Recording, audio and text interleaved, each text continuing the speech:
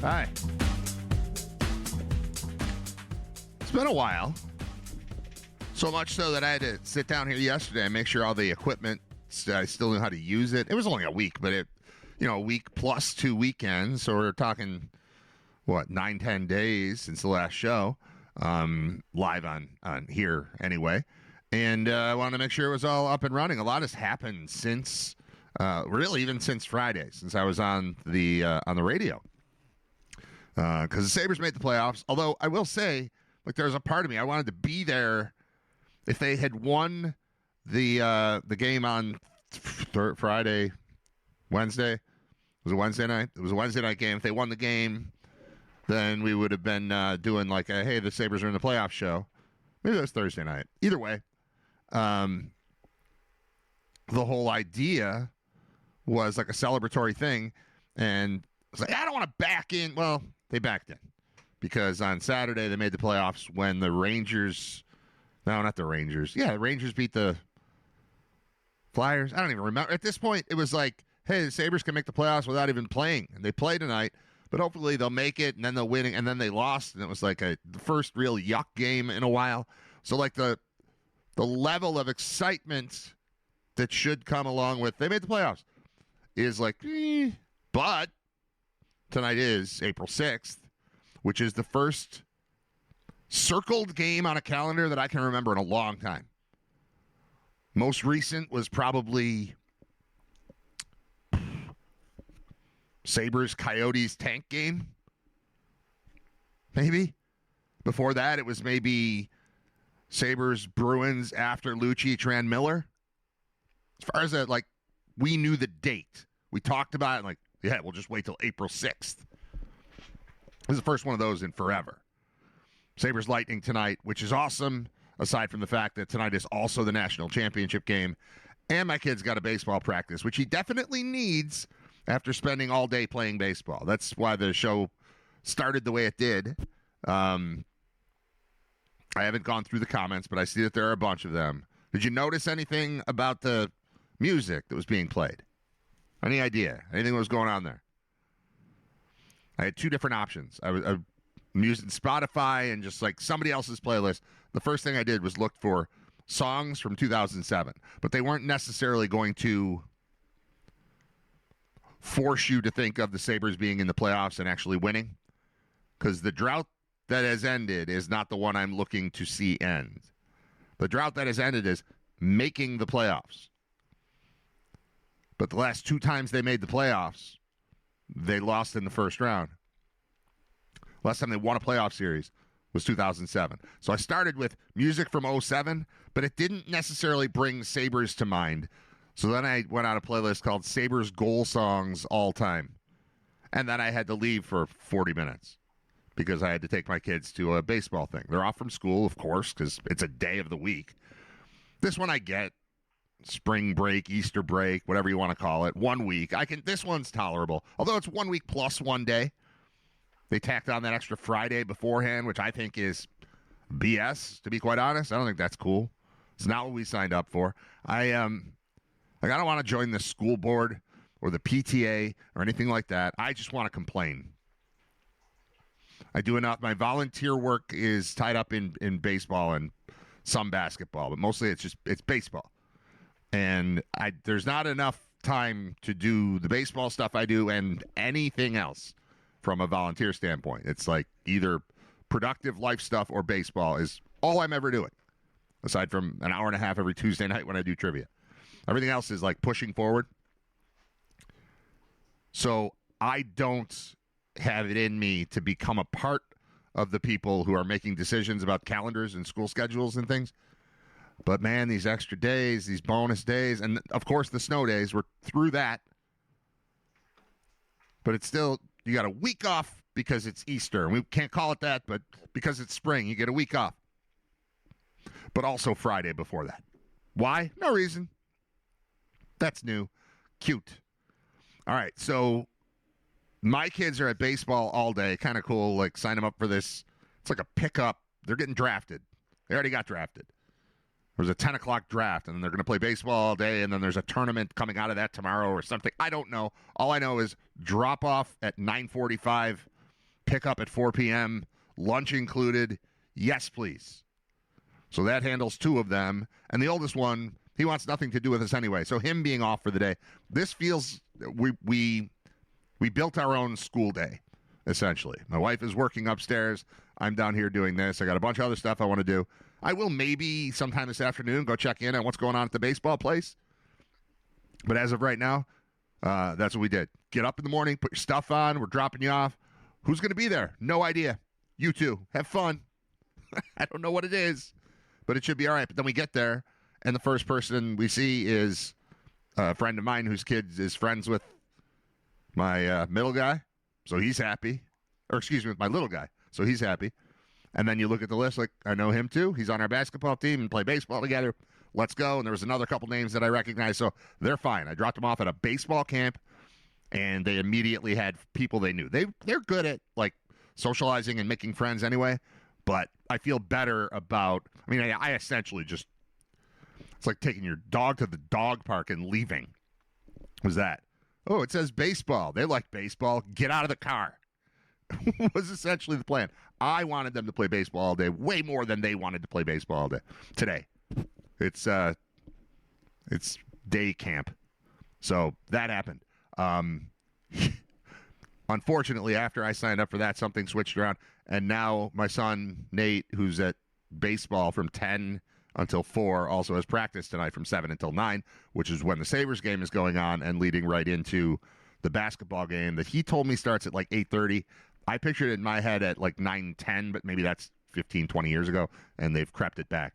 But massive sports day today, and also massive day just for this show because Scott Wilson is a national treasure. I don't want to exaggerate, but he's an absolute goldmine of information and entertainment and knowledge and humor and all that stuff. And every time I go off and do this radio thing instead of writer radio, like the actual radio, the WGR thing, which I did last week again, I'm denying you 2 hours of Scott Wilson. And I feel terrible about that. I have new lights, and this is the first time I've tried wearing a hat in a while because I didn't like, typically when I wear a hat, it shades my face and it screws it up. But I think the new lights, I thought they could overpower the hat because there's one here. Here. How do I do this? They're right there. They're right there. See how I cover them?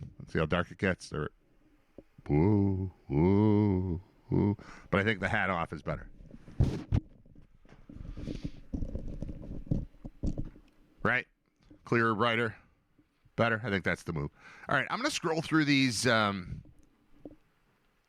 comments in the chat because it was going for half an hour, and then we'll get caught up and get really rolling with the show. I mean, it's already 10:24 because I had to start late because I just got back. We'll be here all the way through. I believe here's show update for the week.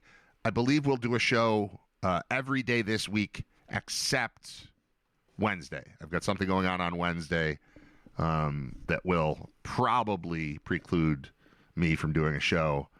There's a possibility that it's like a pre-recorded thing or something, but I don't expect to do a show 10 to noon on Wednesday, but the rest of the week intact.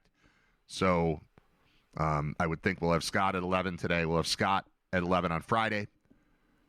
We'll have Bob gone, not Wednesday. Or maybe I'll pre-record with Bob on Wednesday, and that'll be the whole show will be Bob on a loop. I'm not positive. But we're back for this week. Next week, I don't know. There's a lot of I don't know going on with the whole WGR situation. And the one thing I do know is that I won't do 2 hours here and then drive over there and do 2 hours there on the same day ever. That said, if it becomes a regular thing that I'm on there, I'm still going to do something here. So this might get reduced to once a week or 20 minutes a day, or I don't know. I don't know yet. Because I'm not going to stop doing this. I like doing this in large part because while I love going into the studio at GR and just doing shows. It's been really fun.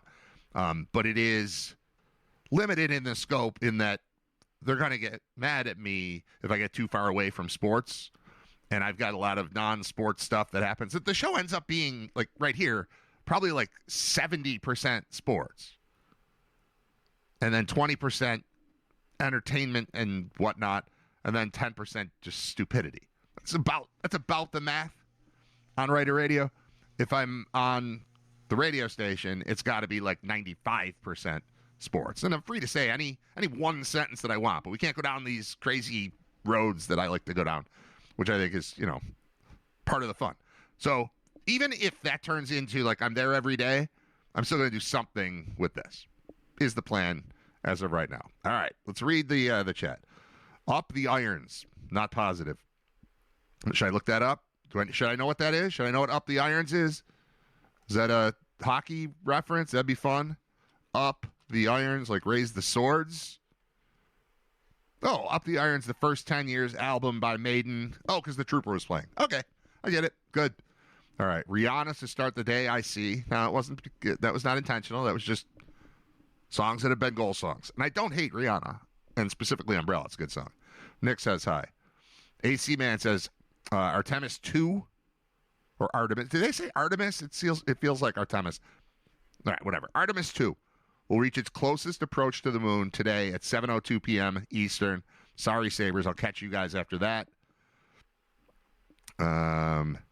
Nick says won't get any data before like 7:25, though, when they get out of blackout or whatever it's called. Blackout's approximately 40 minutes. Artemis, what are these bunnies? He's talking about it I don't know what this is. AC wins, let's go. What was the count? Something about Peeps. I don't know what this is. Glamorous is such a good song. Banger. We need Brad's take on Peeps. Okay. I'll give you my take on Peeps. Worthless. I mean, I'm not disgusted by them. I'm not opposed to eating them. If they're super duper fresh, they're all right. I think I'm kind of anti-marshmallow. Marshmallow's not really anything to me. I'm sure there's a context where it's good, like melted in hot chocolate. Okay, like I get like the flavor of it, but the actual like squishy marshmallow thing, I'm not a big s'mores guy. Nah. And then Peeps. If I've eaten 100 Peeps in my lifetime, 86 of them were stale and like crusty and like that weird, like that's not even good. I've eaten them.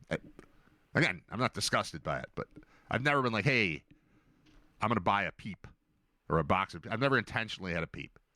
Peeps presented to me, maybe. But usually, super fresh, way different. Not fresh, pretty bad, but still edible.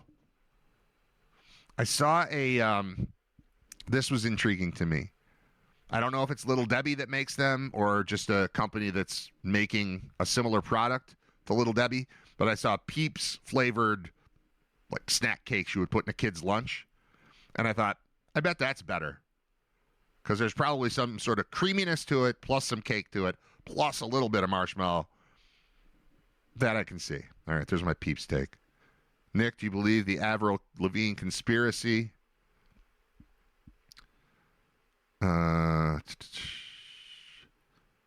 Lots of bangers today. Avril Lavigne still making bops. Avril Lavigne died and was replaced by a body double named Melissa, if you believe the conspiracy. Nah. Breaking news. Never knew that. Look, the Beatles guy. What a weird person to pick for that Paul-type conspiracy. She looks identical to how she looked in 2002. Paul McCartney in the car crash. Good morning, all. I don't believe the theory. I just like mocking it. Soulja Boy.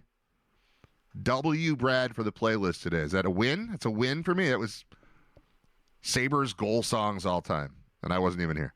I was 17 when this came out. All the high school dances.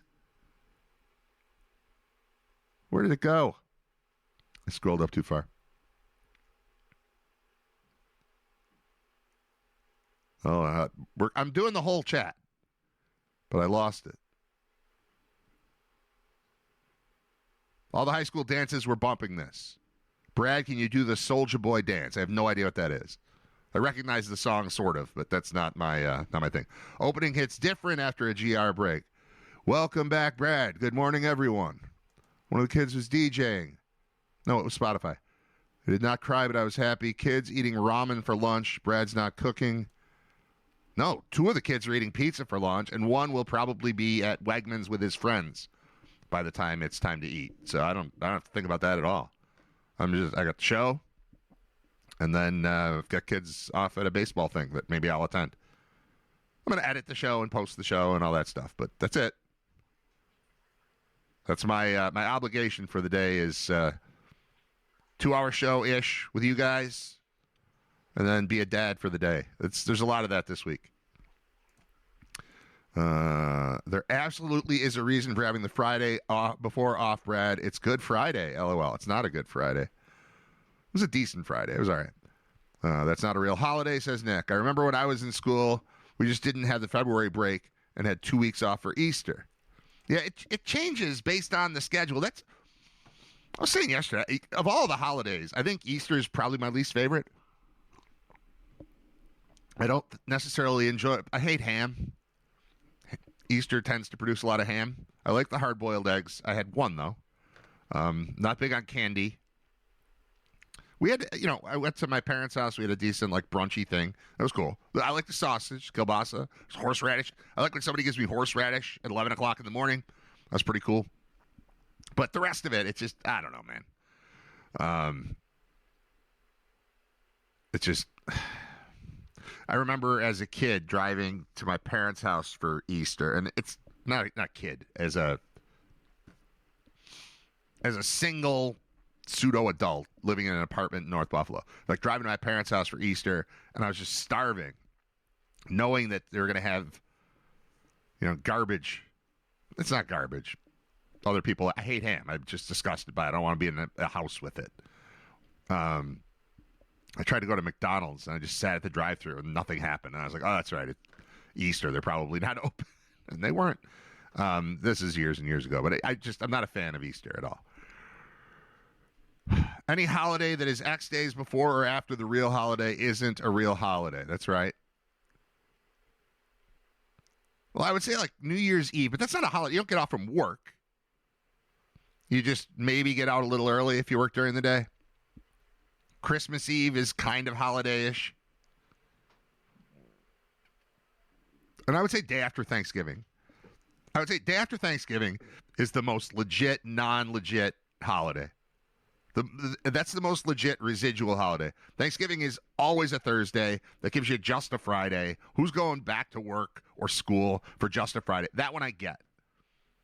But, hey, there's a holiday on Sunday. We'd better take off Friday so we're rested for Sunday to be off for an entire week and then come back on Monday. That's crazy. What do we got here? Any holiday that I already said that. ND, save it for your lib chats. Don't start that. Good Friday is a public holiday in many countries and is even a state-level holiday in 12 states. Well, I'm glad I don't live in one of those states. That's ridiculous.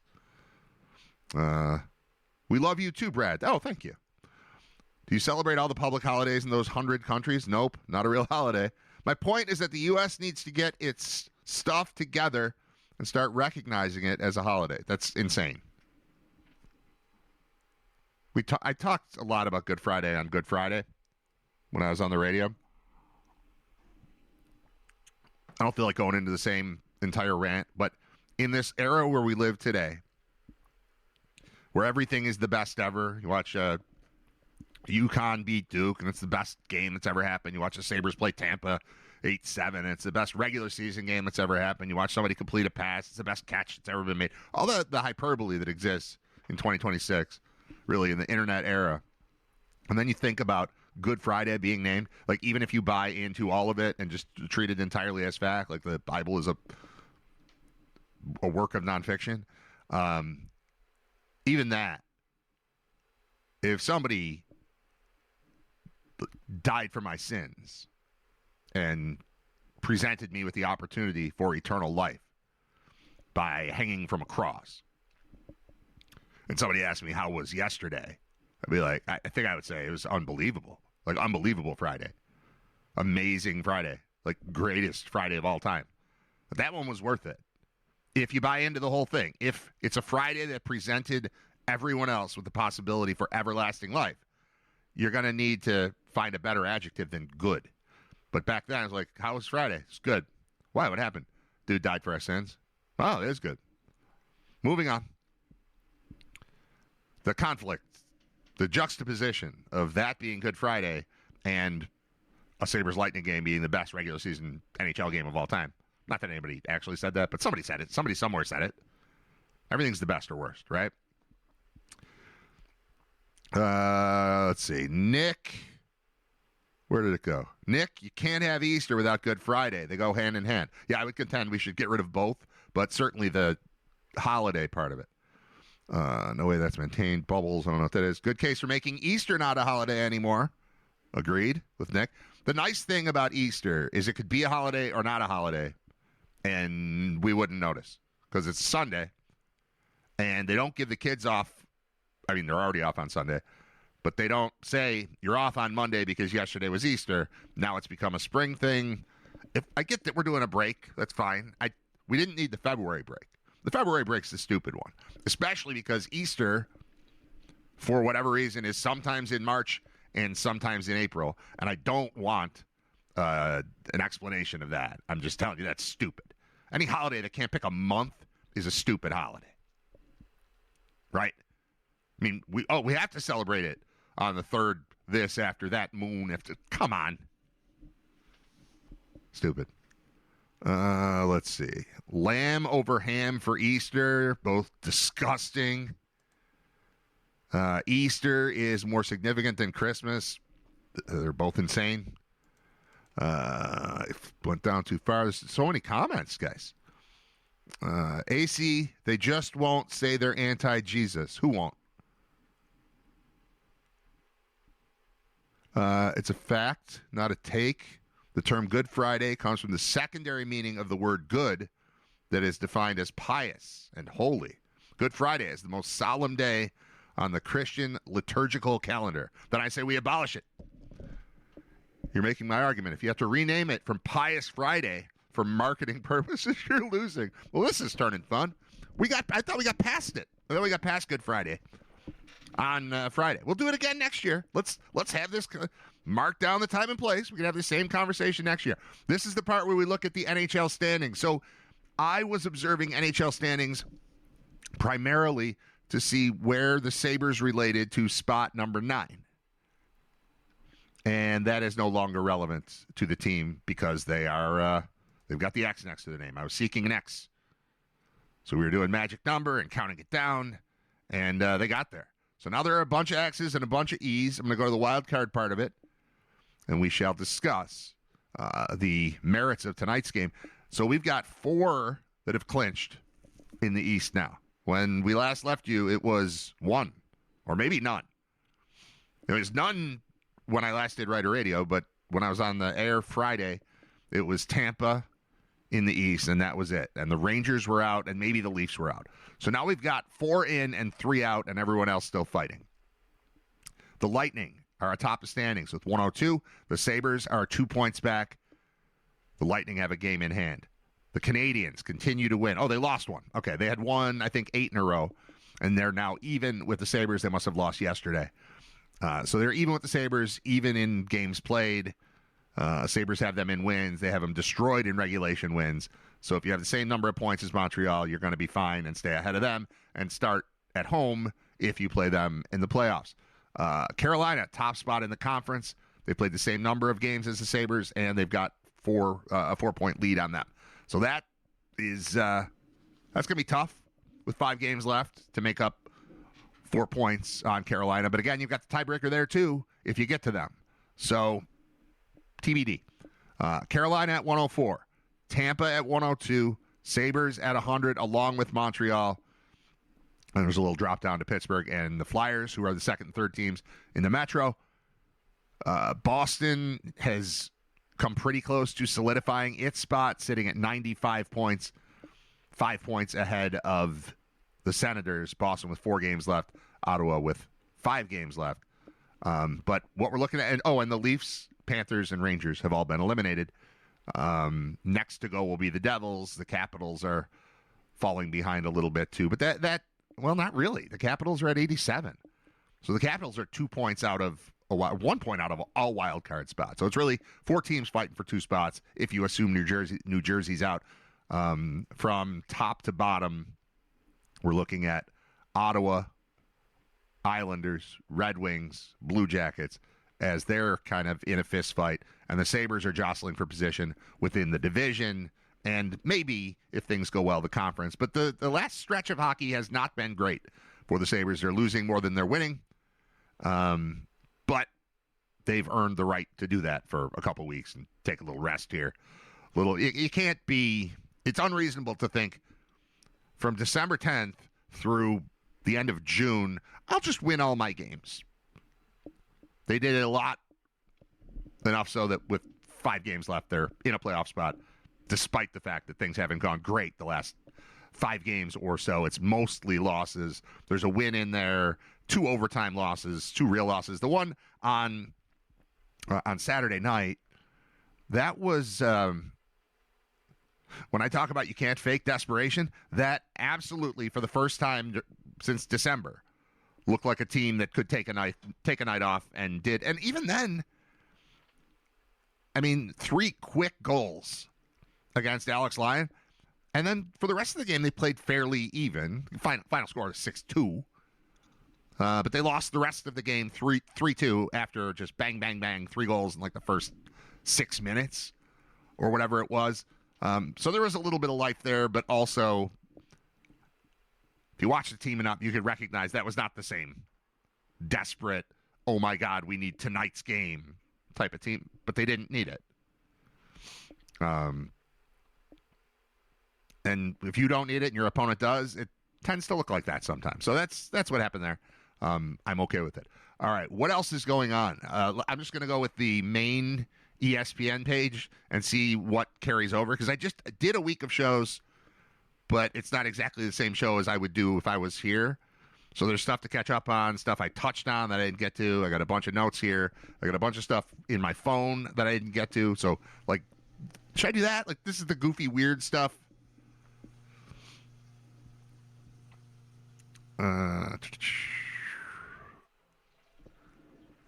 All right, let's see. Just weird stuff I put in my phone that I'll never get to or didn't get to on the radio.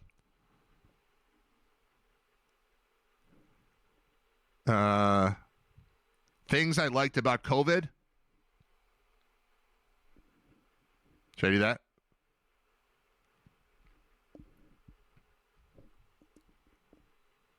Things I liked about COVID. Work from home. Online concerts, including Fish, Dinner, and a Movie on, I think it was Tuesday nights, where they would just play an old show and broadcast it live on YouTube, and I'd sometimes put it on in my yard and crank it and drink beer and stuff. That was fun. Post Malone did that Nirvana thing. That was the first time I ever realized, hey, Post Malone's all right. And I also liked the music. I just came across a recent video. Well, it wasn't a recent video. I came across it recently, but it was from that era. Remember when bands or just groups of people were performing music together, but all in separate locations? So there'd be like a guy hitting bongos on a beach, and there'd be a guy strumming a, 6-string acoustic next to a campfire. And then there'd be somebody else who was in their basement studio. So they had, headphones on, and they looked all official. And somehow it would all come together, and they'd make cool. I thought that was fun. I thought those collaborations were fun. Less so when it was like, here's our new episode of SNL, and everyone's separate. Like, that didn't work as well. But all the concert stuff that came out of it. The other thing, though, that I miss that thrived during COVID and has since disappeared from my life. I know it still exists. But online poker came back in a big way for like a year and a half. And I missed that. I was talking to Mike Shope about it. Like, both of us recently fell into rabbit holes watching old World Series of Poker stuff. And then he texted me a couple days after that. He's like, we should find poker again. I was like, yes, we should find poker again. So that's there. Movie thing, don't care. No, did that. This is all stuff I actually do. All right. This I did on the radio, but I want to do it again because I think it's funny. It's been in my head repeatedly. Watching probably a hockey game, maybe basketball. There was I keep running into this same television commercial for Head and Shoulders shampoo. And the opening line, the guy goes, I used to struggle with dandruff. And then in my head, the next line should be, but now I'm great at it. And that might not be funny to you, but the more you let it sit, let it simmer, see if it pops back up later. When you hear the commercial, when you see the commercial, you'll hear this guy say, I used to struggle with dandruff. The implication is, I used to have this problem where I was being attacked by dandruff. But I've solved it with the use of this Head and Shoulders shampoo. Look, rinse, lather, repeat. I'm all better. Look at this. Watch I can do this and nothing happens. I don't look like Ali Sheedy in The Breakfast Club. I used to struggle with dandruff, but now I'm great at it. It's like I used to struggle with bowling, but I've been practicing. No? Okay. Skip that. Movie stuff, I'll save that for Scott. All right. Here's one that hasn't come up at all. There's a commercial. You have to have been watching basketball to have seen it, probably, because Wendy's has been one of the sponsors of the NCAA tournament. There's a commercial that I wrote this down on March 27th, so this is a couple weeks ago. But the championship game's tonight. Maybe you'll see it again. There's a commercial for Wendy's where they're primarily talking about Frosties, but then they show a guy or a kid, a young adult, dunking a French fry in his Frosty, and the whole thing is, look, you dunk too. This is a basketball. It's a basketball joke. Dunking, slam dunk, basketball, and then dunk, French fry, Frosty. Look at that. It's a French fry, but now it's a little vanilla-y or a little chocolatey. I think anybody who went to Wendy's as a kid, you did that. It just happened. And I don't know that it's even good. Like those two things don't really go together.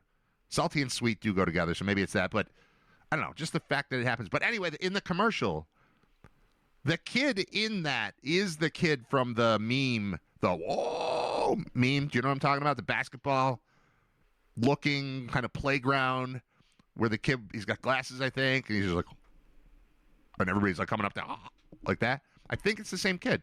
Is that what they were going for? There was no one to ask when I was watching it.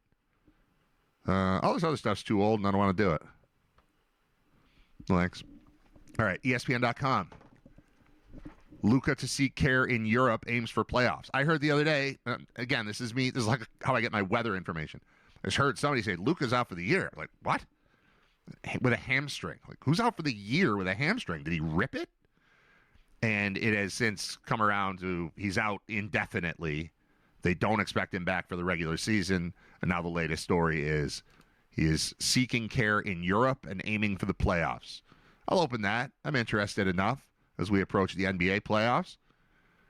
He'll fly to Europe. Luka Dončić will fly to Europe to seek specialized treatment on his grade 2 left hamstring strain, his agent said.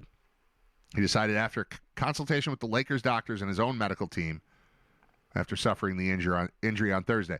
Though grade 2 hamstring strains typically involve a month-long recovery process, Duffy said Dončić is motivated to return to the Lakers lineup during the playoffs, which is a shared goal for Austin Reeves, who is also out. His injury is a grade 2 left oblique muscle injury. J.J. Redick is the coach. He says both those guys are going to try to come back. It's our job to extend the season so that they can come back. That's it. That's the whole story. Cooper Flagg has been on fire. I just saw something about 45. I thought I saw he scored 51 the other night also. Is that two separate games, or am I misreading this 45 thing? Got a game log thing, recent games. Yeah, those are back-to-back games. He scored 51 against Orlando on Friday and then scored 45 last night or yesterday. I don't know if it was night or day against the Lakers. So, yeah, 96 points in the last two games for the first overall pick and potential Rookie of the Year, despite some rumblings that it might not be him. I don't know. This is a pretty good late push. 96 points in two games. Oh, there we go. Flagg flips Rookie of the Year odds after latest statement game. See? My perception is correct. Let's see what it says here. The Rookie of the Year odds have flipped in Cooper Flagg's favor after a historically spectacular weekend, scoring 96 points in a two-game span. Flagg overtook Hornets sharpshooter Con Kneppel as the favorite for the award, according to DraftKings Sportsbook. Flagg is minus 250. Kneppel now plus 180. 51 is a teenage NBA record, and then followed it up with 45 and a near triple-double. Flagg said, I think it's definitely some sort of statement. He had 9 assists, 8 rebounds, 2 steals, and a block in addition to the 45 points yesterday. He says, but it just goes back to what I said. I'm confident in myself, and I know what I'm capable of. I'll just let the rest of the stuff figure itself out. So, yeah, I base hype on who my kids talk about. And I feel like Nate, in particular, walks around talking about Con Kneppel way more than Cooper Flagg, despite the fact that he knew about Cooper Flagg way before he knew about Con. So, but 96 points in 2 days, pretty good. Speaking of basketball, and nobody cares about your bracket. Nobody cares about my bracket. But I do care about this. My 11-year-old, Nate, is in the 99.8 percentile on the ESPN Bracket Challenge. He's still like in 126,000th place, and no amount of, I mean, maybe there's like a tiebreaker thing where he could magically catapult to the top. But the kid has the 2 teams that are in the championship playing in the championship.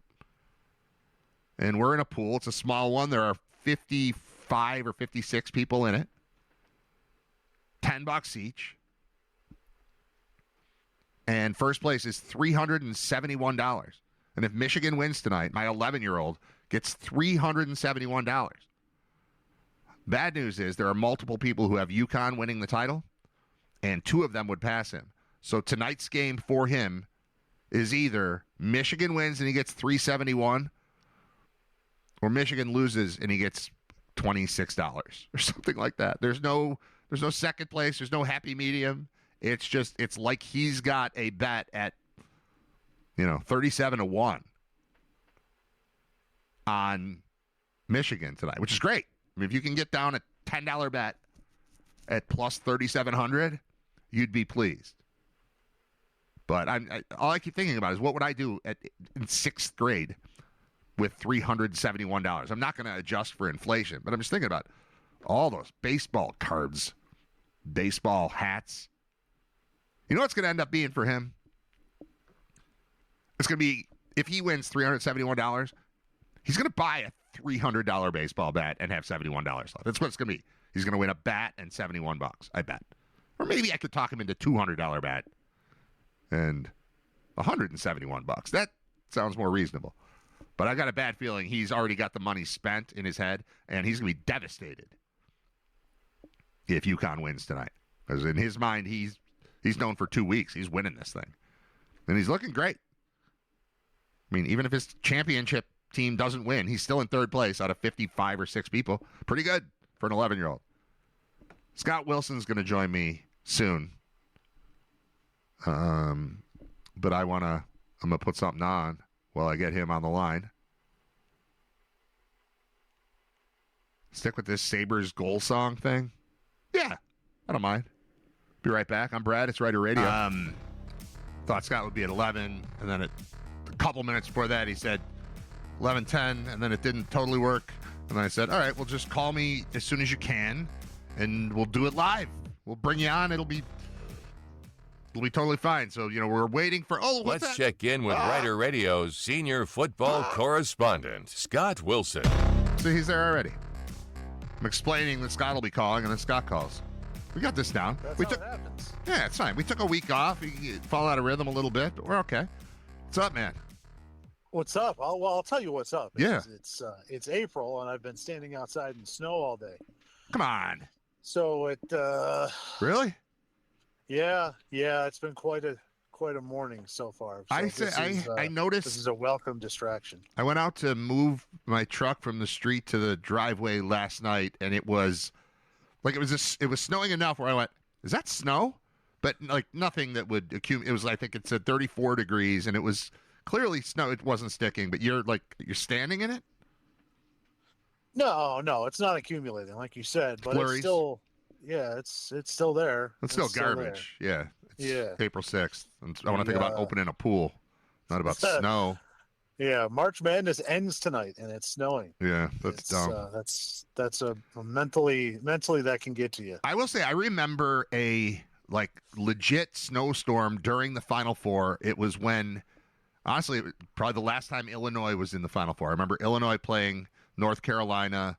Luther Head was on the Illini at the time. Yep. And I was watching the game at my friend's house with DirecTV, and this is back in our apartment living days.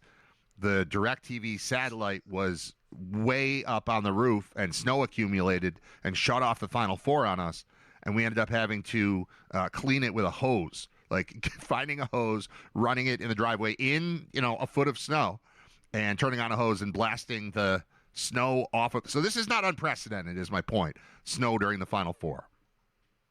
No, not unprecedented, but still sucks. I'm fine with the temperature. I like cold weather. Mm-hmm. I'm fine with that. I'm done with the snow. I'm done with the snow. Well, here's the way I see it. We, from a little league standpoint, like I dropped my kids off at an indoor baseball thing, but once we hit April, it's time to start getting outside. I'm going to give the weather the benefit of the doubt because our basketball championship games are, because of Easter getting in the way, are this coming Sunday. But the second that basketball season ends, it's baseball time, and baseball is played outside, and I'm going to need the weather to cooperate. So I'm giving it a week. It's got a week from today before I'm angry. Yep, my youngest moves his soccer practices outside this week, and he's got a couple weeks from now, he's got his first tournament, and they're all outside. So let's go.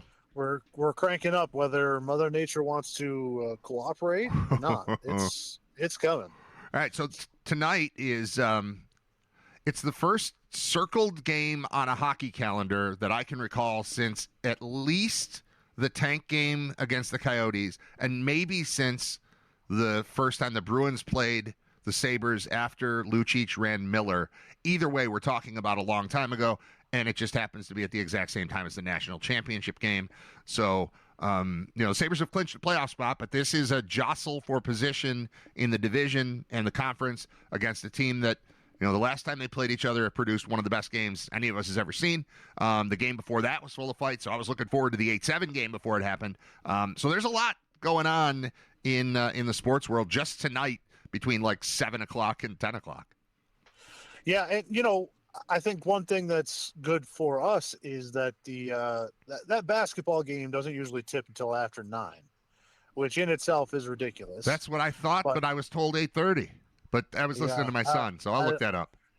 You know what? It could be listed as 8:30, but I'm going to tell you right now, they're going to run the chain smokers out there or something like that again, like they did last in the Final Four games. And there's going to be all that crap that they're trying to do. And it's like, hey, man, the best part of the pregame for the actual fans of this stuff is the player introductions. So can we just do that and make that cool? And then start the game. I don't need all the other garbage. They're going to do all the other stuff that they're. This says 8:50 tip time. Right. So you're going to get 2 solid periods in. Yeah. Before you have to think about flipping. Yeah. That's not bad. You think you have to keep checking in. No, that's not bad. But you're right about the Sabres. I mean, this is the rematch. The battle atop the division has stayed very tight. You got 3 teams all within 2 points, all at 100, or Tampa's at 102. Yep. So everything is on the line, big time for positioning. Now, I'm gonna be honest, as a fan of a team that has not been involved in this type of conversation in a long time, I have no idea who they're going to end up playing in the playoffs, because they've changed the playoffs since the last time the Sabres were in them. Three times. They've changed them 3 times because they changed them right after the Sabres were in them. Then they changed them for COVID. Then they left that for 2 years. Then they changed them back to the new thing that kicked in 2013. So the way that it's going to work is the top team in each division will play a wild card team. Whoever's got the most points will play the bottom wild card team.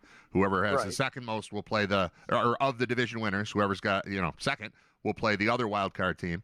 And then the way that it works is even if the two wild card teams came from the same division, they just kind of join the division for the remainder of the playoffs. So it's 1 against 4, 1 against 4, 2 against 3, 2 against 3, and then the winners of those within the divisions will play each other. So as of right now, the Sabres are in second, and they would start at home against Montreal because they'd be in the 2-3 matchup. And then you move on to play Tampa. If it just stood as is, then you'd move on to play the winner of Tampa and the wild card team, which would be one of the 4 that are fighting for it. Does it make sense? Are you following? No, I mean, I had to look into it. I understand it. I don't like it. Okay, that's fair. I mean, 1-8. What are we talking about? 1-8 was fine. Yeah, it was fine. 1-8 was great. 1-8 was great. But I do kind of like the part where where the bracket is set and you know who you're playing in the next round, regardless of you're going to play the lowest remaining seed or I kind of like that part. Like once it's set, it's set. There becomes a clear path. You can draw a tournament chart like an NCAA tournament chart once it kicks in, which you can't do in the NFL. I'm not saying the NFL's doing it wrong, but yeah, I don't know. There are things to like about it.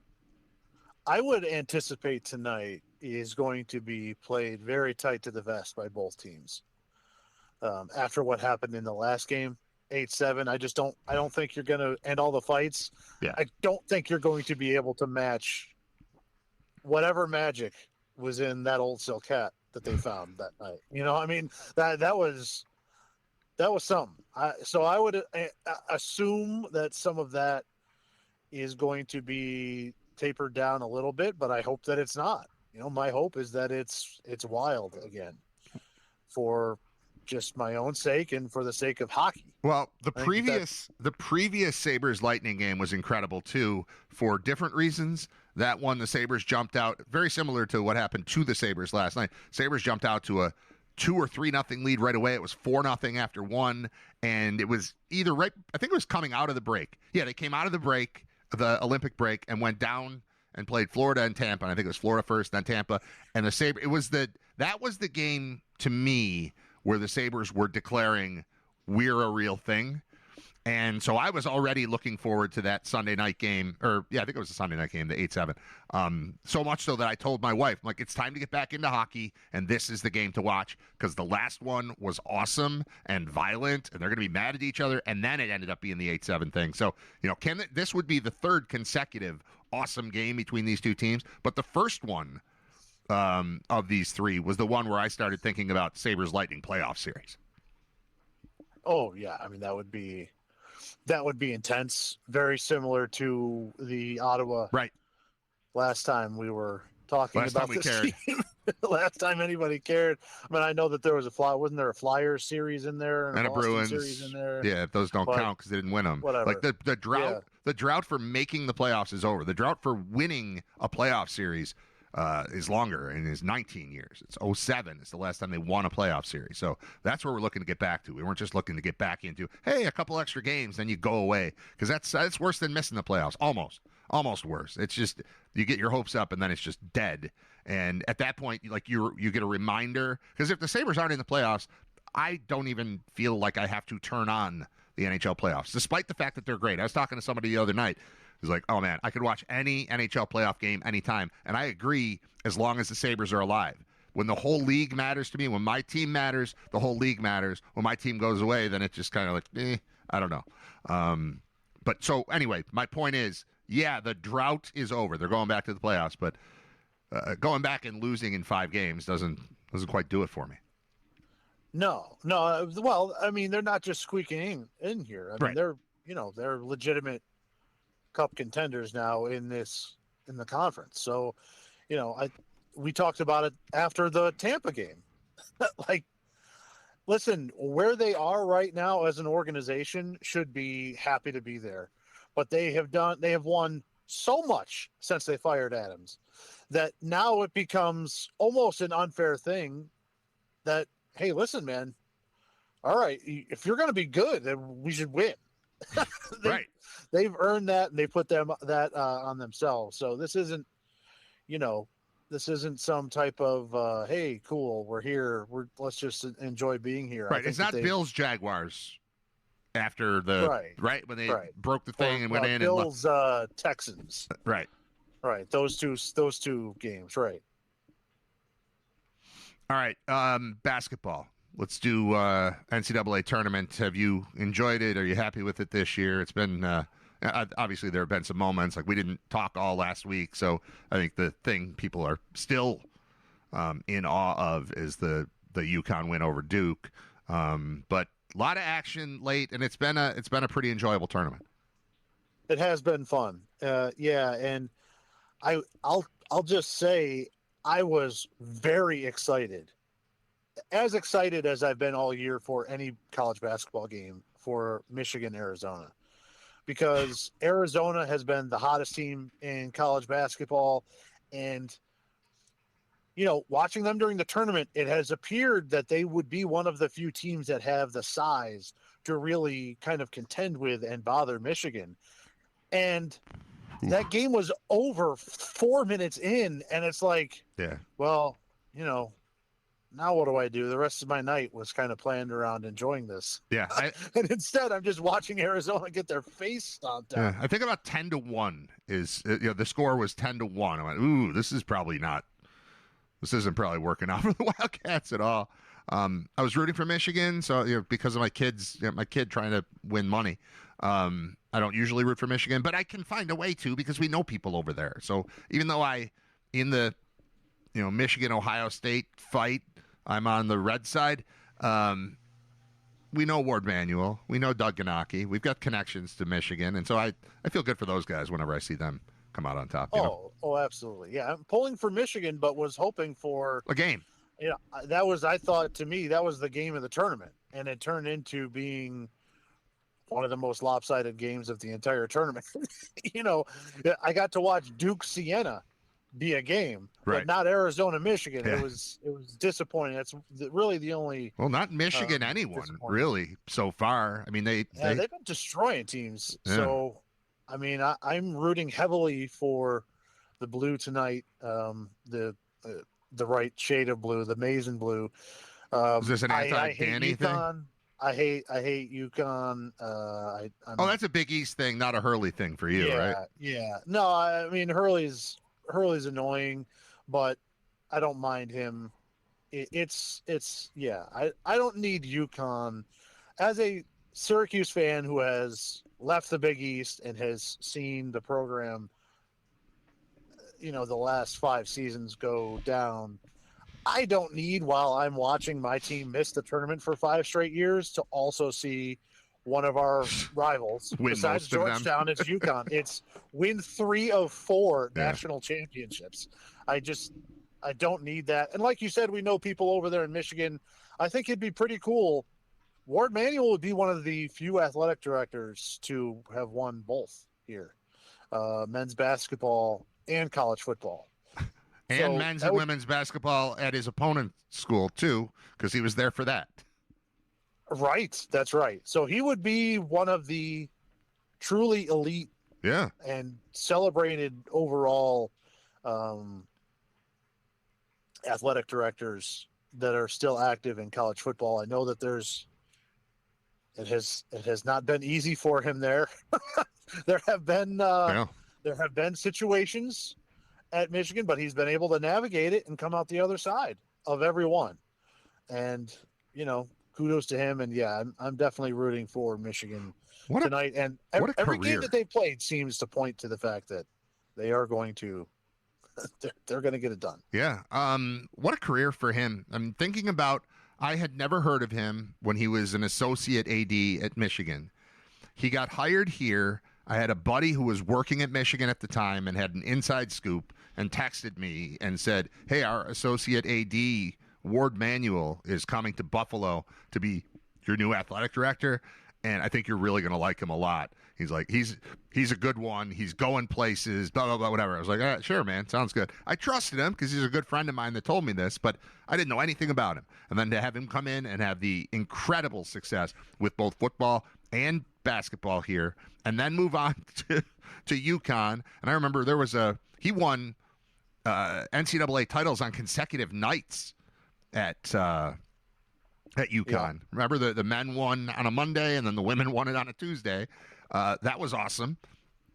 And then goes back to his alma mater and then has this kind of success potentially to win both. So kudos to him. Just good guy. Obviously, everybody associated with UB is always like, we don't like when people depart, but we do, at least I do, love having people I know spread out all over the country to where, yeah, I know the guys at Michigan and I know that guy in Alabama.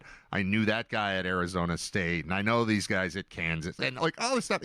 It's fun watching the super success that UB had during that time frame kind of spread across the country and give us interesting things to root for as fans of the Bulls. Yeah. It gives you, we're going to miss Danny out in Arizona State because it gives you that West Coast, gives you that late night vibe. Bobby, you switched Danny and Bobby there, but yes. Bobby, sorry. But he's going to show up again. So, Bobby Hurley's not going away. No, yeah, he'll be somewhere here. Head coach small school or assistant coach big school? I would bet he takes a year off and then gets back in at an upper mid-major. So maybe you look at like a DePaul or you know what I mean, like a lower level Big East school that he could slide into and try to turn around. Like honestly, the perfect spot for him would probably be Seton Hall. Just because of his family lineage there. Yeah, Jersey. Yeah. So I wouldn't be surprised if he resurfaces there. He from talking to him the times that you've talked to him more than me, but he doesn't seem like the type of guy that would enjoy a vacation or time away. You know what I mean? Like at this point, I don't think he wants a year off. He might take it just because his agent would be like, listen, just if you sit around and chill a little bit, there's going to be some jobs next cycle that are coming open that you'd like. Although I will say, it's not like he got fired. He just wasn't renewed. So very often a guy gets fired and you're like, take a year off. He's still getting paid by the other place. Not that I think Bobby's going to go broke taking a year off, but generally speaking, these guys, when they're out there and they say, I'll just take a year off, I'll take a year off because the paycheck's still coming in, and he doesn't have that. So maybe that has some influence, but TBD. Right. Yeah. But yeah, it's exciting to see the people that we get to talk to and hang out around, and in some of the administrative cases, once a year get to go have dinner with and hang out and talk to each other and spread stories, and then all of a sudden they're running Tennessee, or or at one point Tennessee and Auburn. So yeah, it's cool. All right. What else is going on? I haven't talked to you in a week and a half. What's on your mind? I don't want to force you into having conversations you don't want to have. Well, no, there's no forcing here. Tiger's got to stop driving. Tiger Woods has to put down the driver here. Yeah. He's obviously all hopped up on painkillers. Because now that this has happened like a fourth time, it's happened enough that the golf tournament on NBC, after it happened, had to apologize on their broadcast because they had shown footage from the wrong car crash. There were so many car crashes that they accidentally showed one of the other car crashes, not this car crash. So they're like, sorry, we got the footage mixed up. That's not it. We just got files and files and files of this, and we just hit the wrong one. Right. It seems easy enough for us to be like, he needs to not be driving. But it gets harder when you think about the fact that he doesn't want anybody to drive him because he's up to something. It's hard to say, all right, I'll just get a driver when you're like, yeah, but I'd like to be snorting Percocets off of this hose chest. Yeah, that's probably at 3 a.m. And if I have a driver, somebody else knows about that, and I don't need that. Well, that's why he stays in the car, I would think. Right? You just leave him in the car? I would assume Tiger's very involved with anything that he's involved with in the car as well. Maybe. It's just, it's a sad thing. I mean, you would think that, all right, the first time you're fine. The second time, okay, you chalk it up to your wife found out and chased you out of the house with golf clubs trying to kill you. Yeah. All right. The third time when you almost get your legs sawed off and they had to surgically reattach them, you'd think like, all right, You gotta reconsider. this has to be rock bottom where I don't have legs. No, it's not. He has to keep doing it. And it's incredible. And not only that, the body cam footage of him saying, sorry, I was on the phone with the president is probably the clearest statement of where our society is on a whole right now than anything else. The fact that a high golfer getting arrested has direct access to the president of the United States while we're in a war in the Middle East is Not that's ideal. something. It's not That's ideal. something. It's not a perfect. No, Not a perfect no. situation. I mean, the whole thing is just—it's really sad. It's sad. The part but, you know. the part that made it sad to me is that I haven't thought about Tiger in a while, and the week leading up to this was like, hey, he's coming back, and I saw a press conference he was doing, and he's coming back for this. Like, I didn't even know about this indoor golf simulator league thing, whatever that is. But he's coming back to play in that, and cool. Like, all right, I had forgotten. Like, if at any point you told me, yeah, Tiger's just done, he's not going to play anymore. In the last couple of years, I was like, yeah, well, that makes sense. I mean, all I ever hear about is car crashes, surgery, back problems, legs, potential amputation, and, you know, the car crashes again. And so if you just told me, yeah, he has stepped away, it would have been fine. But it really felt like there was a week leading up to the crash where he was kind of back in the news. It was like, hey, look, Tiger has fought through all this stuff, and here he comes. And then, boom, he's on the news again, and it's another upside down car, and that's, you know, Right. And like you and I both had the ability to explain to our wives, oh, that's probably, yeah, that's drugs, that's pain pills, that's constant.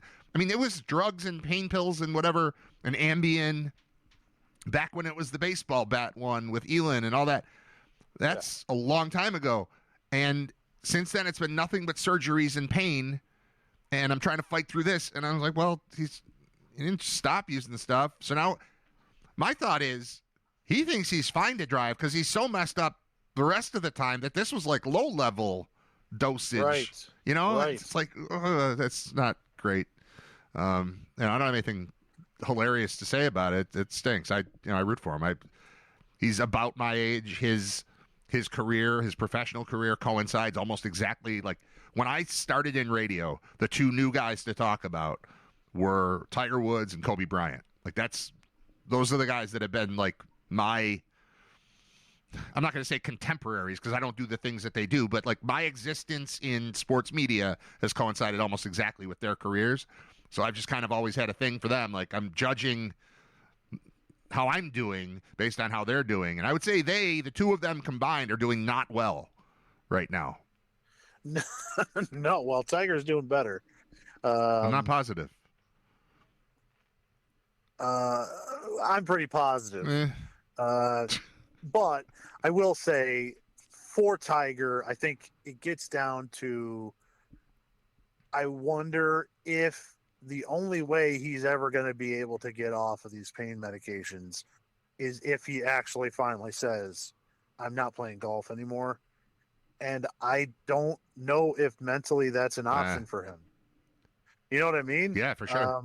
Like, could he wean off of this and do actual physical rehabilitation so that he could live a normal life where he could, you know, hit a recumbent bike like a 55-year-old guy would and, you know, exercise around it and do yoga and stretching so that he, you know, and right. eat healthy. So Work your way back to shape. pickleball. Yeah, like, you know, but the torque and the competitive nature of the way he plays, it can't happen without 45 Percocets. And so maybe he's going to have to get down to a choice. And I think we're seeing real time so far what that choice has been, which is, no, I'd rather do the perks, the car crashes, and get the golf than Sure. just kind of live out my days as a billionaire, going out there cruising the town for chicks. Yeah, you still get to be a celebrity, but if he's playing golf, I don't think he has it in him to go out there and finish, make the cut and finish 37th and take a check. Like, that's just not. That's an embarrassing performance for him because of the standard that he's built for us and for himself.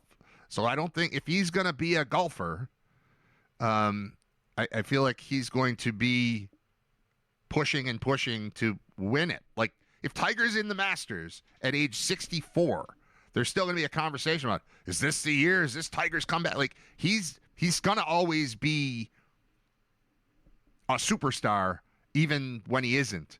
And if he keeps playing, he's going to keep pushing. And so, yeah, I think that's right. I think his ultra-competitive nature is a part of the problem here, for sure. Right. I mean, you can't really separate. He should be, at this stage, health-wise, he should be like, oh, cool, Tiger's going to tee off the Masters with Tom Watson and Jack Nicklaus. You know how they always do the thing where they're the first people to tee off, and it's like, when Sam Snead hit the guy in the head. Yeah, I remember that. Right. They do the ceremonial first tee off, and it's like, yeah, all right, one swing ain't going to send you back to, pill land. But the rest of it, I don't think he can perform without all of it. The number of spine and back surgeries and leg surgeries, I don't think it's possible for him to perform at a high level like he wants to without them. So there's going to become a reckoning here.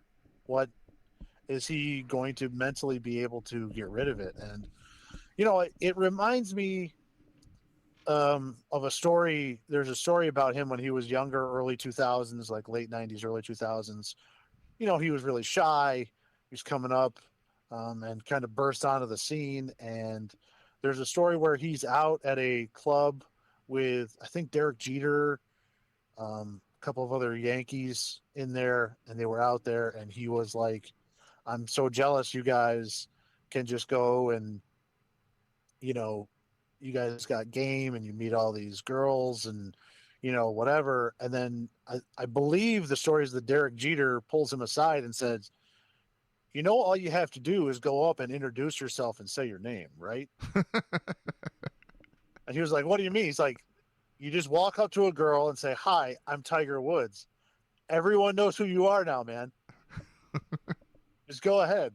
And it's like, that was the slippery slope that started him. He's still at that point. Right. You know what I mean? He's still in shape. He's still very recognizable. He's got a clothing brand with a tiger on it. Like, we know it's you, dude. He still has that ability to go out and be recognized by both male and female. And to be honest, it's, the male adoration is just as strong as what probably any female adoration. Well, I'm just thinking about you and I. We go next year or this year. We're going to Miami, right? The Bulls are playing at Florida International. If you and I are sitting at the clubs we usually go to, whatever, we're at a bar, and Tiger Woods walks in, is like, you two, come with me. I've watched him crash his car on TV 4 times. I'm getting in the car, and so are you. We're going. Yes. We're going. Yes. So, that's us. I'm not looking for anything other than a story, but if I'm looking for more than a story and I'm a woman, I've got that opportunity too. You're right. We know who you are, dude. I'm with you. We're gonna have some fun tonight, aren't we? I'm not popping what you're popping, but I'll roll with you. Maybe I'll drive. Can I drive the fancy car? How about you sit over there? But we're going. Yeah. Oh, for sure. For sure. And I think that's pretty universal. So I don't think he ever needs to play a game of golf again to ever be to fade away from the national consciousness. I think his position is pretty well set. Yeah, he's established. He's athletically, but also pop culture wise. Yep, superstar. That's it. Oh well. All right. What else is going on? It doesn't involve our athletes flipping their cars over again. Well, baseball has started. I know. the Yankees pitching rotation is potentially historic here. And I know we're taking an 8-game look here where the Yankees are 6-2, and Max Fried has pitched 3 games and has given up 2 runs, including 2 shutouts in there. But the entire pitching staff has looked lights out. Whatever happened just before the playoffs last year to Cam Schlittler, he has been awesome. Their rotation isn't even set, really, fully set. And they have an enormous amount of talent at the pitching for starting pitching. And it's going to be interesting to see how it all falls in line. If it falls in line, like, if players play to the back of their baseball card, it's going to be incredibly difficult to beat. And it's also going to present the Yankees front office with some very interesting decisions coming up, because some of these guys you would think are going to get squeezed out of the rotation. I don't think you put them in the bullpen, so they become really big pieces in trades. Yep. Like the Yankees could find themselves in a really good position where they're only going to have to give up maybe one of these young pitchers to get an impact player at another position that they might want. Whereas in years past, they would have had to give up multiple prospects. So, I mean, just looking at their lineup, they got Fried, Schlittler, Warren. They rotate some other guys there in the back, but that's not even including the fact that Cole is coming back here in about a month. He's beginning to ramp up. Carlos Rodon is coming up here. He's looking probably to be your 4th starter, a lefty that was great last year. Really settled in. First year was shaky. Second year, much better. Pitched pretty well, or pitched okay in the playoffs as well. All right, so that's 5 for those 2. That's not including Clark Schmidt, who was a good starter all of last year and is coming off of surgery. He is planning to return in late summer. And Luis Gil, who was the rookie of the year a year and a half ago, who's down in AAA right now. He's just sitting down there. They've got a lot of guys. So I'm excited about the fact that, all right, maybe this year when we get to the postseason, the bullpen isn't blown out like it was last year. Yeah. Because that's really what happened, is they got to the postseason and the bullpen was blown out. And as soon as one of those guys came in, it really, especially against a team that puts balls in play like Toronto, it was tough. It's tough to hold on. They just couldn't do it. Well, now if you're going to have a 5 starting pitchers that can get you to the 6th inning or later every game, now you're really starting to put something together, and that won't be the case late in the season for the bullpen, and the confidence will be there. And I mean, they've been winning games. The offense, they haven't even really been swinging the bat all that well yet, and they're still out here winning games. So I'm excited about that. I'm excited when it comes to trade deadline time that they could, for the first time in a while, not just be looking for pieces. You know what I mean? Like, they bring in a guy that can steal bases, where they could bring off the bench late in the game if they need to. They could go out and be shopping for big players. Well, yeah, if you're sitting on 7 starters you believe in, you're in pretty good shape. You mentioned Fried, what he's done in 3 games.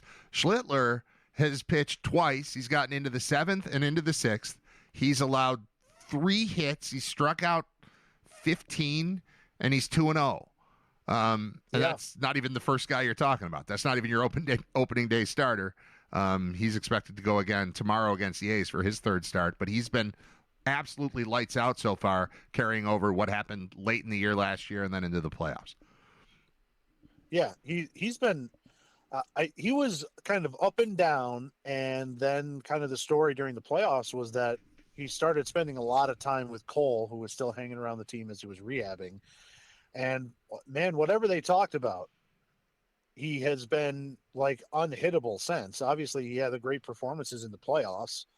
And then I kind of expected this year, like, oh, all right, well, we know he's not afraid of the big game. So he's a good, back end of the rotation guys. He's going to grow into it. And it's like, no, he's just awesome.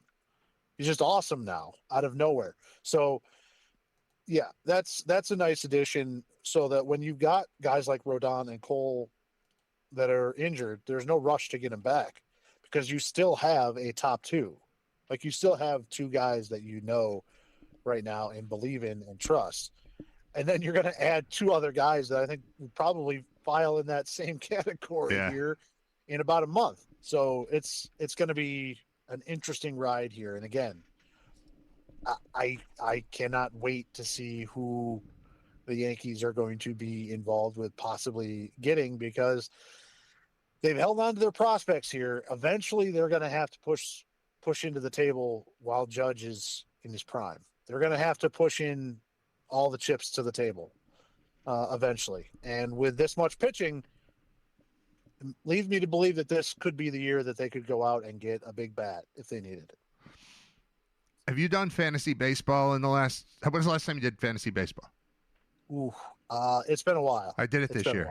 I'm doing it. I got a team. Okay. And can you tell that I have Schlittler? Because I'm obsessing over him. You're talking about all this Yankee stuff, and all I'm hearing is, yeah, Schlittler's been good, and he's starting. And I just, as we're talking, made sure I've got him in my lineup for tomorrow because he's starting against the A's. So that's exciting.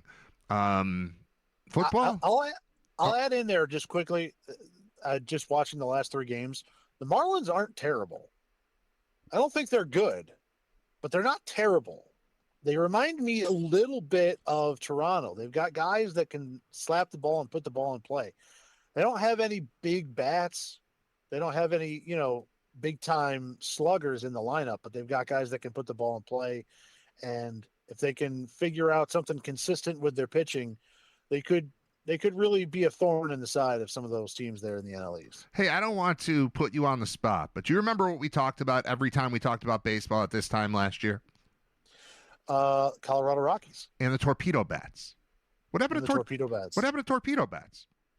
They're still there. Nobody's talking about them anymore, though. No, they're not. It's because the people swinging them started to miss. Oh, that's big. That was a big thing that happened. But no, they're still there. They're still being used. It upped the power, but it didn't do anything for the contact overall with the average. All right. And the contact. And yes, we were talking about the Rockies. They're 3-6, which is a tremendous start for them.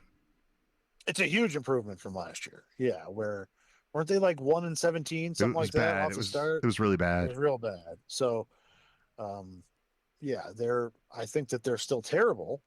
Sure. I don't see any hope in sight. Yeah. But that's okay. One other interesting note, I don't know if you noticed that the Pittsburgh Pirates gave a 9-year. I did notice this. $140 million extension to their number one draft pick, who was the number one prospect in baseball, but had not played a Major League Baseball game until like 2 days ago. Connor Griffin. 3 days ago. Yeah. Connor Griffin, who is, I think, 19. 19-year-old shortstop. Gave him a 9-year extension, $140 million.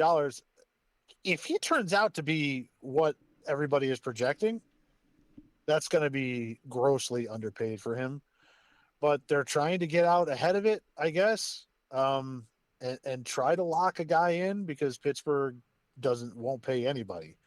But with this, there's also been a lot of stories that legitimately last year, I guess, the Yankees were already calling Pittsburgh about Skeens. Like, bro, we know that. Yeah. You're, admit it. You might as well sell high. We'll give you whatever you want. But you might as well sell high. And they said no. They're sticking it out. And this deal here, with the 19-year-old, they're kind of throwing a little bit of money towards it. And to me, that is another sign. Just like last year when the Brewers made the finals there, the NL finals, and then ran and got just buzzsawed down by the Dodgers. We talked about the upcoming lockout. This is another sign to me that when you see a small market team like this that always sells high on their players, even when there's a couple years left, just to get more prospects because they will not spend and they're going to pocket all the money they make, and they're not investing in the team. seems to me like an indication that they think that there's a salary cap coming. And we're not going to sell him yet because we could be changing the rules where we could be able to keep Paul Skeens. And we could be able to work around a deal with a 19-year-old phenom. Because otherwise, Skeens would be gone this year, right? They're going to sell high, and they're going to try and get 5 players for the one, and then hope eventually all of them mature at the same time so that they have 5 players for the one great one. It seems to me to be another sign that unless all of a sudden the strongest players union in the world decides to accept a salary cap, that a lockout is coming. Because I think Pittsburgh is looking at this saying, bro, if we're all serious about this and the rules are changing, I don't want to sell him yet because maybe I can actually keep him. So we keep talking about this potential lockout. Is there a time frame on that? Because I haven't looked into it other than the conversations with you. Everything you say about it makes sense. But when are we talking about? Well, it'd be after the season. I think that this is the last. We get through the season. I think, I think that after this season is when. I just don't want to. I'm buying into baseball this year, and I don't need 1994 to happen to me. No, now that I'm back. Everything I know is that the current deal that they have runs through this season. All right, he's Connor Griffin, by the way, the youngest player to make his MLB debut at shortstop since A-Rod did it in 1994. Yeah, and he's like the youngest player to make his major league debut since I think Soto. That's awesome. Made it for the Washington Nationals, and then he came right in like he's already hitting. Like it looks like he belongs already. But it's interesting to keep an eye on some of trying to read the tea leaves where the sport is headed, especially with so much of it being a business. Like all the struggles for a lot of these teams, like half of the Major League Baseball television deals are being propped up by the league itself. So, there's half of the teams can make revenue from TV. The others have not been able to. Well, the structure of like regional sports networks, that was kind of the backbone of baseball for a while, and that has been falling apart. So I mean, obviously the landscape of media has been changing, but there's all kinds of crazy stuff. I was reading a story about how the MLB debut game on Netflix, how they screwed it up because despite the fact that it was available, we'll call it for free, even though it's something that you have to pay for, but a lot of people are already paying for it. So it's for free. You could watch opening night in your home, but Netflix never did anything to promote that in bars. So there was never a public, the article really made sense. It talked about how the NFL has done such a great job of marketing itself as, hey, you like the Sunday ticket? Don't want to buy it? Come on out to a bar. And now every bar, every Sunday, is a massive commercial for the NFL and for Sunday ticket. And Netflix did the first part right. Like, all right, let's put it in everybody's homes. But forgot to do something about bars. So there was nothing, like just regular season NBA basketball was on all over the place on TV because Netflix is not a bar thing. Like nobody wants to watch Seinfeld reruns at the bar. So bars don't necessarily subscribe. And I don't know how the deal works. Like what I pay if I have DirecTV at my house is not the same as what a bar pays if they have it. Or if I have Sunday ticket, it's not the same. But the move would have been, this article stated, and I bought it too, is a free passcode to every bar in America for one night. Here, you got the opener. And they just didn't do that part. And so it didn't have nearly the effectiveness as it could have had they made it sort of a public spectacle as opposed to just something people could watch individually in their homes. I agree with all that. I also think the way that Major League Baseball did it this year with the standalone opening game, that's a football thing. Baseball people are used to opening day, not opening game. And not having the momentum of everybody playing from noon on that opening day, I think hurt a little bit of the buzz to it. I also think, listen, if you're going to put the Yankees in California, why aren't you opening with Yankees-Dodgers? Right. Why aren't you opening with, hey, would you like to see Judge and Ohtani? I think you would. You should come on over to Netflix. The whole thing, instead, they're out there with the San Francisco Giants, and it's just a 7-0. Oh, it was an Blah. awful game, and it's Barry Awful Bonds game, talking but to the Bert Yankees Kreischer in a dominated. canoe, and it was a mess. Right. So, I there were a lot of mistakes made with that opening day situation, but I honestly none bigger than what you're saying, which is making it available for everybody helps your sport, helps everything, and that to not have it up in bars that's a big one. That's a big miss by them. All right. I don't know what kind of time you've got. We didn't talk to you for a week, so it feels like you might have hours and hours of stuff that you want to flow out of you. It's 11:58. I'm going to do shows all this week except for Wednesday. Bob Gaughan is going to join me tomorrow at 11. There might be something on Wednesday, but I can't do a full live show on Wednesday. But we expect to have Scott back on Friday. And then I don't know beyond this, but we'll see. I don't know. I shouldn't say beyond this. I don't know what next week holds with regard to the radio schedule. The one thing I know is that I'm not going to do a 2-hour show here, then drive and do a 2-hour show there on the same day. So if I'm invited to do the show there next week, we'll be off next week. But this week we're good, aside from Wednesday. That said, Scott, I didn't talk to you for 9 or 10 days, and I feel like I should allow you to go as long as you would like. Well, the only other thing I have written down here is something I thought that you would enjoy. Have you seen that there's a new theory that they think that there's in Egypt that there's a whole nother Sphinx buried underneath the current Sphinxes? No. Yeah, that's a thing. Are you buying it? That seems. I don't know. I guess it seems like we have the technology to find that out. You just get a couple backhoes down there and figure it out.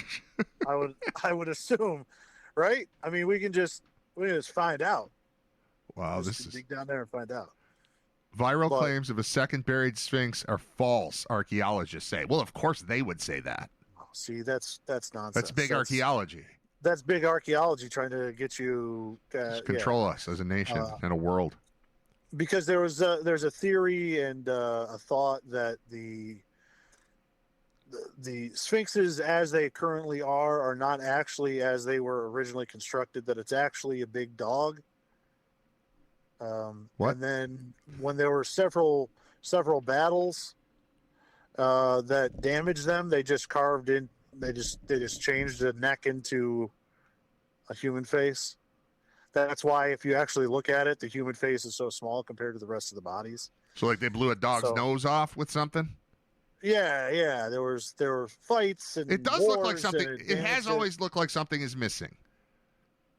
I've never thought about it. I always just took it. I just accepted. When you're a kid, they tell you what it is, and then you just believe what it is. Human head on dog body. Yeah. But I think or a lion's body. But I've seen along with there's a second Sphinx under the current Sphinx, that the Sphinx is actually, or was supposed to originally be, the dog head up there.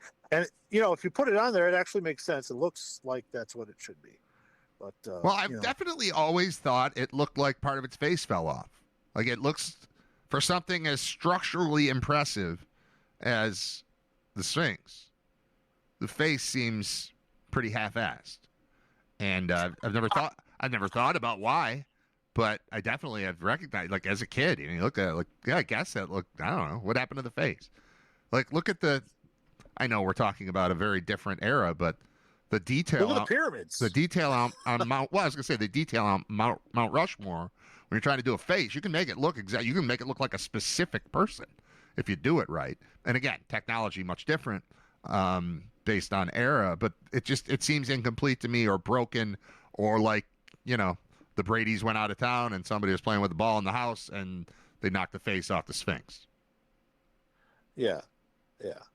So all right, now that it's been. I was all excited about bringing a conspiracy theory to you. I know that sometimes we dabble in that. I appreciate it. Obviously, my favorite is still and will always be that. What's his name? Damar Hamlin. No. Okay. That Stevie Wonder can see.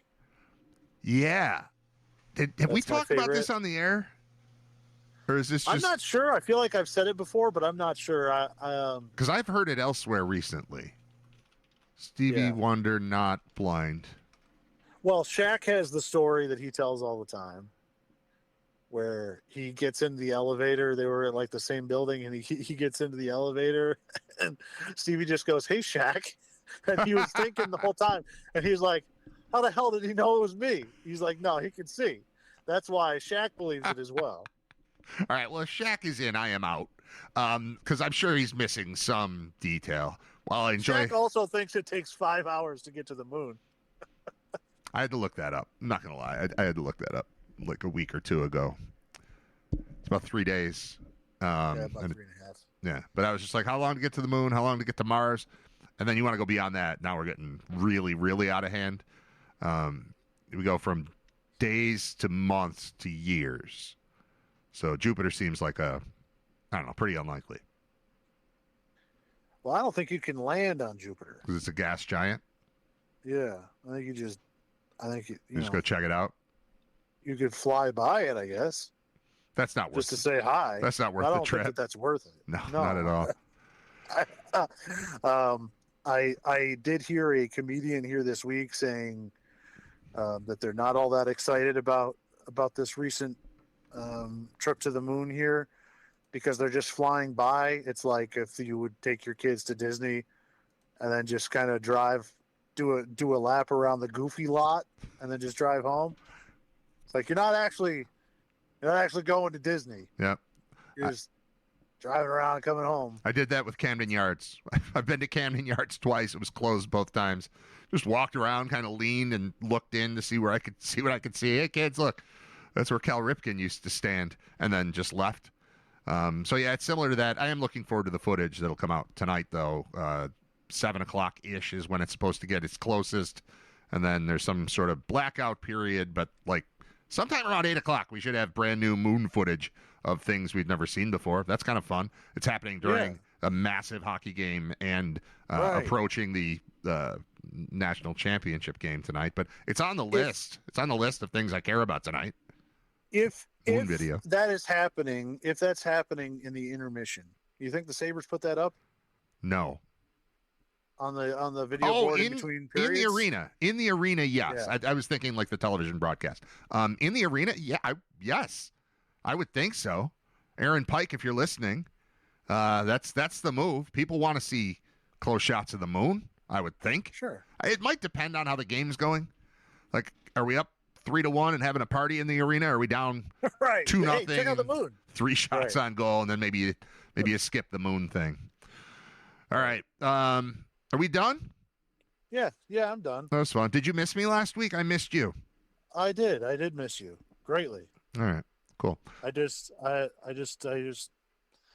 talked to my passenger seat and talk to myself. All right. Well, we'll. Hey, Brad, you're about this, and then no one answered. I just got real sad. Yeah, it stinks. All right, man. We'll talk to you on Friday. Okay. All right. Talk to you then. Bye, Scott. See ya.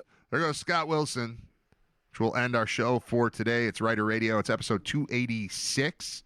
Episode 287 tomorrow. Bob Gone at 11 o'clock. Getting back in the flow of things. Thank you all for listening, participating, tuning in, chatting, sharing, liking, subscribing, all that stuff. But we're going to wrap this thing up. Call it a day. And I'm going to go. Well, I'm going to edit some stuff, and then I'm going to go watch my kids play baseball, I think, because they're there, and I'm allowed. I think I'll do that. Big day. Enjoy the hockey game tonight. Enjoy the basketball game tonight. Enjoy the moon tonight. So we got 3 things right off the bat to talk about in the first hour. Sabres and Lightning. Big game, standings-wise. Sabres can pull even with Tampa. They're 2 points back right now. You want that division spot. You also need to get Montreal in the rearview mirror. Because I don't even remember. Does home ice matter in the playoffs? It should. I want this team to open at home. So think about all the excitement that has been regenerated this season. And then if you go on the road and you drop 2 on the road and you come back and it's 0-2, and now we got to be like, yeah, this is great, but come on. No, I want home game one, and in order to do that, you got to hold off Montreal. And you also got a shot of overtaking Tampa. You still have a shot of overtaking Carolina at the top of the conference, too. But this one's massive, obviously. If the Sabres win tonight, everything is on the table. If they lose tonight, I lose faith in taking the division. It's still possible. But in a 4-point game against a team that you're 2 points behind, like, let's go tonight and go get this thing and make the last handful of games matter. If they don't, it's fine. They're still going to the playoffs. But I think the mode shifts a bit. They win tonight. It's like full throttle for top of the division and top of the conference in the last handful of games. They lose tonight, and that kind of falls behind. It's just sort of, all right, can we hold off Montreal maybe? So that's kind of what's in play. And then go Big Blue tonight, if for no other reason than I would like my 11-year-old to win our pool, because I think that'd be super cool. And it'd probably make baseball season better because he'll get some fancy bat, then he'll be a better hitter, and my life will improve because he'll be having fun, and I'll be having fun. So we've got that. All right. A million things happened over the course of the last week, some of which I talked about on the radio, some of which I didn't. So I've got a lot of stories built up. Didn't get to a ton today. Just kind of getting back in the groove, and then had Scott on for what was almost an hour. Tomorrow, Bob gone at 11, but we will recap Sabres, Lightning. We'll recap Michigan, UConn, and the moon. The moon. Thank you. Enjoy Dingus Day if you partake. I do not. I never have. Never been a part of it. Feeling fine about that. Thanks. We'll talk to you tomorrow at 10 o'clock here on Writer Radio. I don't know. I have a turkey sandwich. We're gonna go around the corner. I think you should come with us. This is a great place. I don't know. Okay. We brought you a shirt. You get out of here? Will you get out of here? Will you? Now, will you go to lunch? Go to lunch. Will you go to lunch?